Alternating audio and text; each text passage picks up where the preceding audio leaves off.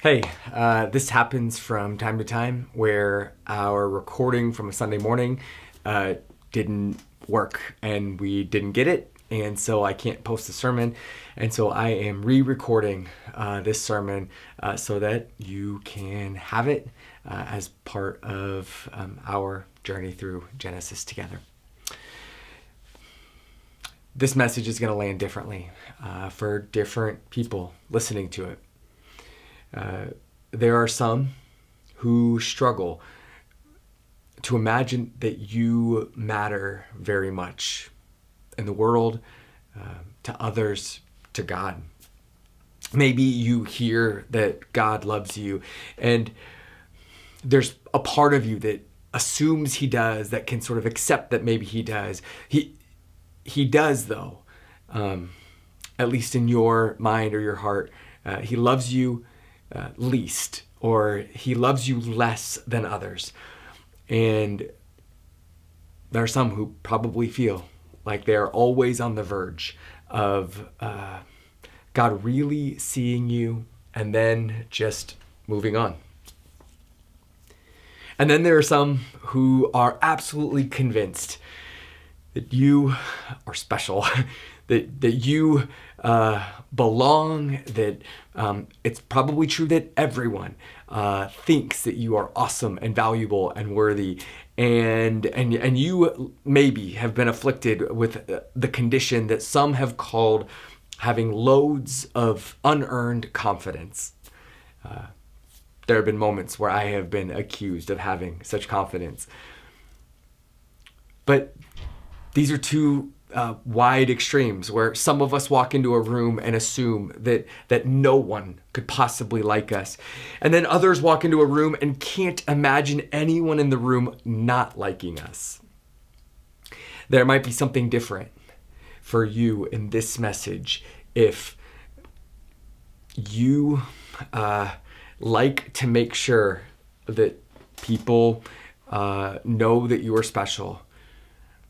Or it'll land differently if you really hate dealing with people who like to tell you how special they are. Today, we are going to meet two people who both knew something extraordinary about who they were and what God had in store for them. One of these two couldn't stop talking about it. The other one stayed almost completely quiet about it for most of his life. And here's the thing that will surprise you. In the end, both of them ended up in the exact same place. Both of them found themselves betrayed, hated, and left for dead by their very own families. And so today's question isn't just, what do you know about yourself? What do you believe about yourself? But there is this additional question. Okay, so what will you do with it? What will you do about it, and why? Through the last 6 weeks, the season of the church year that we know as Lent, we've been living in the story of Jacob, one of the forefathers of our faith. We've watched him grasp and deceive and wrestle and limp and slowly, partially find his way with God. We ended last week with a warning from him. We can rarely just turn things around in our old age. There is this sense as we get older that we become more of who we already are. The patterns that we don't deal with get handed on to the next generation. So as Genesis 37 opens, we see that this is all too true in Jacob's family. Jacob grew up in a house where mom and dad played favorites. He knew what it was like to be the favorite, to feel loved more than his brother. He also knew what it was like to not be the favorite, to be passed over and overlooked by his father. And yet, Genesis 37:3 says Israel, Jacob, loved Joseph more than any other of his sons. Jacob even made his son Joseph, his favorite son Joseph, a special coat, so that Jacob's favoritism was visible and public. And Jacob's older sons hated Joseph for it. Actually, we get the sense that they hated Joseph for a number of reasons. But when his brothers saw that their father loved him more than all his brothers, they hated him and could not speak peacefully to him. We read in verse 4. They couldn't even speak a kind word to their brother. Joseph didn't ask to be the favorite, right? He was born in this mess of a family before he ever spoke a word.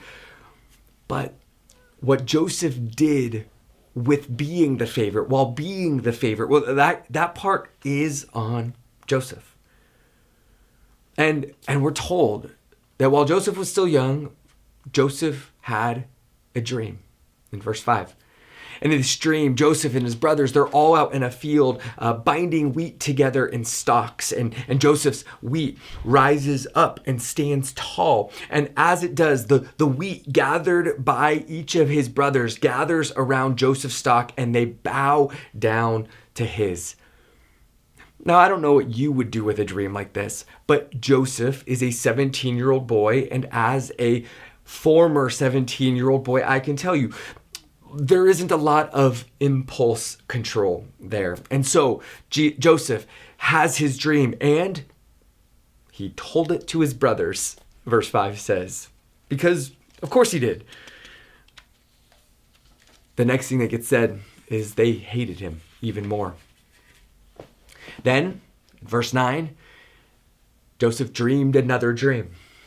In this second dream, Joseph sees the sun and the moon and the stars, 11 stars, all bowing to him. No big deal, right? What is a 17-year-old supposed to do with dreams like these? Well, we don't know if Joseph didn't learn his lesson the first time, or maybe as the little younger brother who likes to annoy his family, his older brothers, he got exactly the response he wanted last time. And so he doubles down. And in verse 9, he told it to his brothers. And in response, his brothers were jealous of him. Verse 11 says, if we're not comfortable dealing with dreams, making sense of dreams, or it's not immediately obvious to us why these dreams would make Joseph's brothers so mad and jealous, they tell us exactly what's going on, right? Because after the first dream, his brothers ask in verse 8, are you indeed to reign over us? Are you indeed to rule over us? They get it. The stalks of wheat bowing to Joseph's stalk is a picture of one stalk ruling over the others. The brothers understand this dream instantly. And then after the second one, Joseph's father asks the question. Jacob asks, shall I and your mother and your brothers indeed come to bow ourselves to the ground before you? Again, everyone seems to understand exactly what these dreams mean. Joseph knows what he's doing by telling his family about these dreams. But why, right? Why does Joseph keep telling his brothers about these dreams? He can see how his brothers are reacting. He is watching their hatred deepen with every word, and yet he keeps going. I think part of this is just being 17. 17-year-olds are not usually known for their wisdom about when to speak and when to stay quiet. But part of this is something deeper. Joseph has grown up as the favorite. He has been handed a coat that screams, I am more important than all of you. Every time he wears it, it communicates something. Joseph has been shaped by a father who communicated very publicly that Joseph is somehow special. And now Joseph is dreaming dreams that confirm he is special. And Joseph responds the way his father taught him to. He makes his special status public. He wears his dreams like he wears his coat publicly, to make sure that everyone knows just how special he is. And in some ways, like, this doesn't seem all that strange. Like, we live in a culture full of self-promotion. Everywhere we look, we see people who think they are special and they want us to know it. Today starts the final week of Lent. The last week of Lent is its own thing. It's still Lent, but everything is turned up a notch, a degree. And Holy Week begins today, on Sunday, the day we remember as Palm Sunday. And it's a day that is marked by dreams. Not the same dreams as Joseph, but dreams nonetheless. Hundreds of years before the first Palm Sunday, a prophet named Zechariah described a vision he had where he announces, "Rejoice greatly, O daughter of Jerusalem. Behold, your king is coming to you. Righteous and having salvation is he, humble and mounted on a donkey." A prophet named Isaiah wrote of a similar vision. A servant who would be despised and rejected, called a man of suffering. He would heal people through his wounds. And then there was another prophet named Micah who named the very town that this man would be born in. Jesus grew up swimming in these dreams. These prophecies shaped the hopes and the dreams of Jesus's people, his neighbors, his family, his community. And we're given hints from an early age that Jesus seemed to understand that these words, these dreams and visions, that they were actually about him. Jesus knew who he was. He understood what he was called to do. Jesus was born to be the king of God's people. He was born to rule over all the earth, but not just earth. Jesus was born to be king over heaven and earth. And yet, for most of his life, he said almost nothing about it. There are all sorts of moments where he could have seized control, where he could have stepped up. In the Gospel of John, Jesus has just finished feeding a crowd of 5,000 men.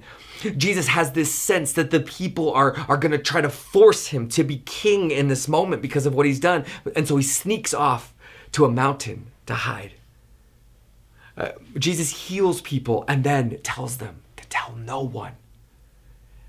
Peter, one of his closest friends, looks Jesus in the eyes and says, "You are the Messiah, the Son of the living God." In other words, Jesus, you are the true king from God. And Peter gets told by Jesus, "Tell no one." The people from Jesus' hometown are shocked that Jesus has become this popular figure, right? There's nothing about his upbringing that would make them think Jesus was special. And then think about Joseph, making sure his brothers know exactly what he has dreamt, exactly how special he is. Jesus' brothers can't believe what's happening with Jesus. And they taunt him. They're saying stuff like, "If you really are who you say you are, go show yourself to the world." But Jesus says to them, "My time has not yet come." Jesus, the most incredible human to ever live, the only begotten Son of God, the one person with more reason than anyone else to boast, to brag, to tell people to get into line. He carries his identity quietly. And he waits.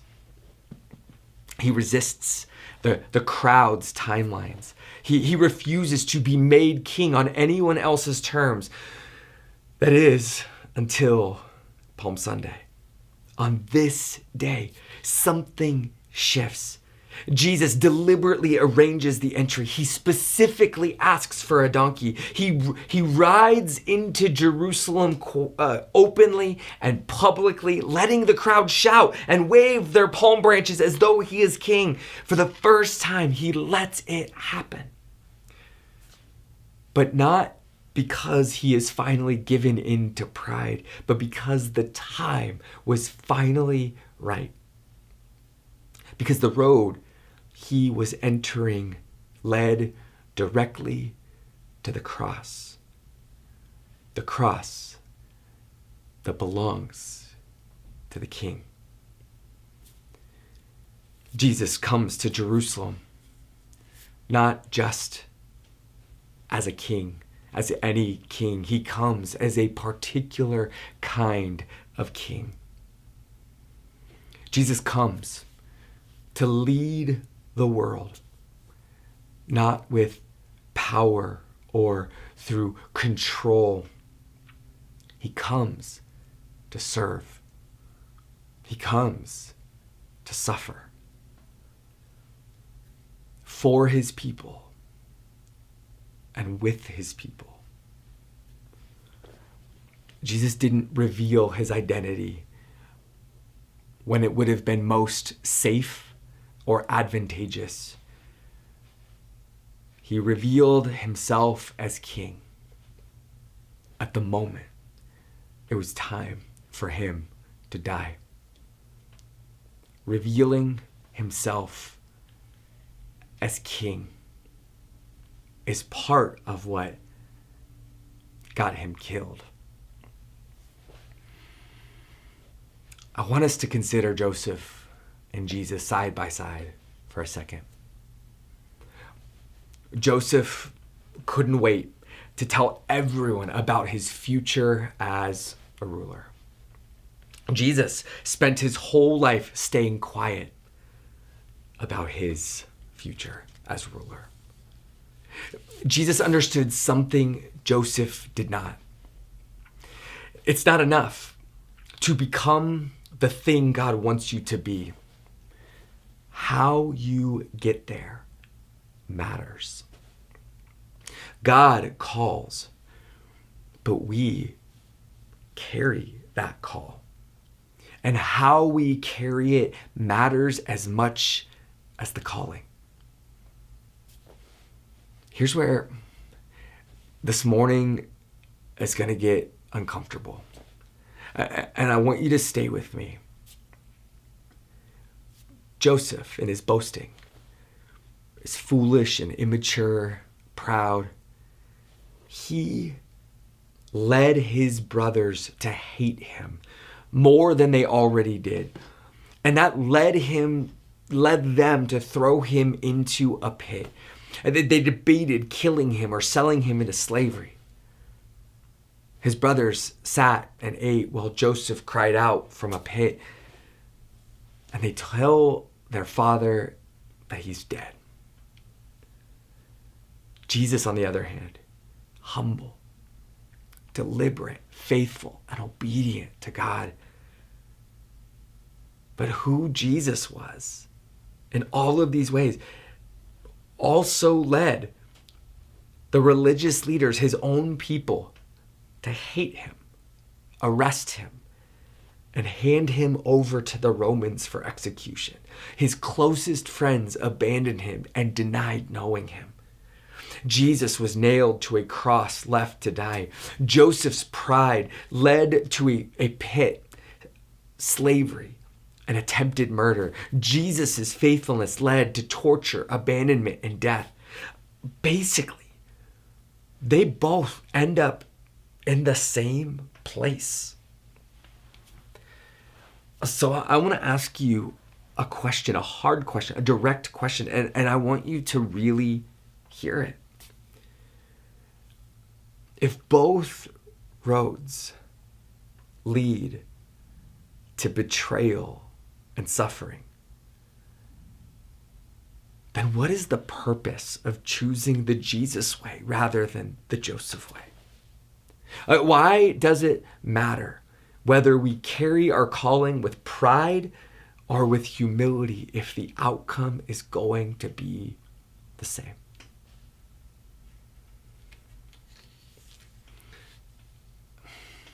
I think a lot of us, if we're honest with ourselves, have assumed somewhere deep down that following Jesus faithfully is a kind of protection. That if we do it right, if we carry ourselves humbly, if we serve generously, if we love our enemies, the world will go a little easier on us. We come to believe that faithfulness is a strategy for a life filled with better outcomes. But Palm Sunday blows that assumption out of the water because Jesus did everything right. He was the most faithful human being to ever live. He carried his calling with perfect humility and perfect wisdom. And he rode into Jerusalem on the back of a donkey on his way to being crucified. Faithfulness is not a safety plan. Some of you have been told, maybe in church or by well-meaning people, that if you follow Jesus, your life will go better. That maybe God will protect you from the hard stuff. I want to be honest with you today, right now. This is not what Palm Sunday teaches us. Jesus walked straight into the hardest thing imaginable. And he did it on purpose, with his eyes wide open. And he invites us to follow him. So, why would we choose the Jesus way? Why does humility matter if it doesn't protect us? Why carry a calling faithfully if the road still leads through suffering? Here's the only answer that I know how to give. We do it because it is true to who God is and who he made us to be. We don't follow Jesus because it produces better outcomes. We follow Jesus because he is the truest picture of what God is like and who God made us to be. And so living in sync with this truth is its own reason for pursuing it, regardless of where the road leads. This is the only way to find and experience real peace. Joseph boasted about his dreams. And he caused unnecessary pain to people who were already hurting. His pride didn't change where he ended up, but it did damage the people around him on the way there. Jesus moved through the world with humility and with love and with truth, and his faithfulness didn't change where he ended up either.